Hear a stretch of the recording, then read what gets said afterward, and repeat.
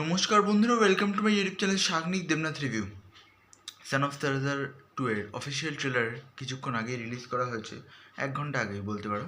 আমি জাস্ট চোখে পড়লো, আমি দেখলাম, এক ফোঁটাও না আমার হাসি পেল না। মানে কি বিচ্ছিরি লেভেলের যে ট্রেলারটাকে আনা হয়েছে, আমি সেটাই ভাবছি। মানে সিনেমাটা কি অখাদ্য হতে চলেছে। দেখো, একটা তো সিকুয়েল ভ্যালু রয়েছে সিনেমাটায়, সেটা অনুযায়ী সিনেমাটা হয়তো বক্স অফিসে চলে যাবে, কিন্তু সিনেমাটার যে ট্রেলারটা দেখে একদমই ভালো লাগছে না।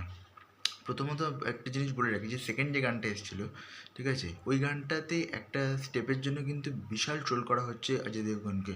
মানে অদ্ভুত যে স্টেপটা করেছে আঙুল নিয়ে, ওটাতে তো মানে রীতিমতো যাচ্ছে তাই কাণ্ড। প্লাস এই ট্রেলারটা কোনো হাসি নেই, কিচ্ছু নেই, একেবারে বিচ্ছিরি। মানে ফার্স্ট পার্টের 1%ও না। মানে ওখানে কী রকমের লেভেলের হাসি ছিল, সব কিছু ছিল একদম, মানে ভরপুর জিনিস ছিল। এখানে আমি দেখে একটু হাসি পাচ্ছে না। ওখানেও পাঞ্জাবে সার্ভাইভ করে গেছে, কিন্তু স্কটল্যান্ডে কি সার্ভাইভ করতে পারবে, এটাই হচ্ছে মেন কোয়েশ্চেন। এবার এক একটা জায়গায় কি বেশিরভাগ জায়গায় মনে হচ্ছে জোর করে হাসানোর চেষ্টা।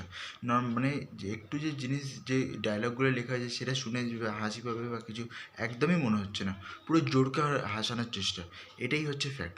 আর আরেকটা জিনিস বলতে চাই, এই যে পেয়ারিং, অজয় দেবগন আর মৃণাল ঠাকুর, এই দুজনকে একদমই মানাচ্ছে না। অন্য কেউ হলে একটা ব্যাপার ছিল, মৃণাল ঠাকুরের সঙ্গে একদমই অজয় দেবগনকে মানাচ্ছে না, একেবারে বিচ্ছিরি। উফ, আর কী করে বলবো, আর মানে আমি কিছু আর ভাষা পাচ্ছি না। আজকের মতো এই পর্যন্ত, আবার দেখা হবে পরবর্তীতে। তখন ভালো থাকুন, সুস্থ থাকুন। Thank you.